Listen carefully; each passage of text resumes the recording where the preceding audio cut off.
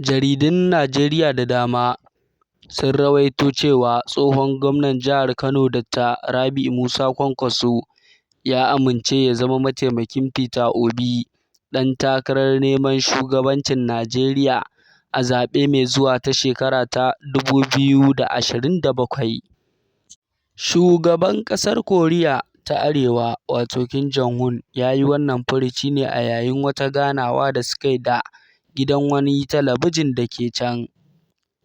"Zan iya gyara Najeriya cikin shekara ɗaya kacal, kuma idan aka ba ni Najeriya na yi musu mulkin mallaka, a cikin shekara ɗaya zan mayar da su cikin rukunin manyan ƙasashen duniya," cewar matashin shugaban ƙasar Koriya ta Arewa wato Kim Jong-un. Idan muka dawo nan gida Najeriya, 'yan bindiga sun kai wani hari a garin Kenya da ke ƙaramar hukumar Danko ta jihar Kebbi, inda suka yi awon gaba da uban ƙasa na yankin da kuma aƙalla wasu mutane 9. To Allah shi kyauta.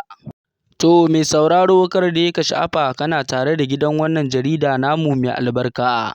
Kar dai ka sha'afa ka dangwala mana subscribe kana ka danna alamar ƙararrawa, domin ta hakan ne za mu samu damar kawo maka sababbin rahotanninmu da zarar mun ɗora.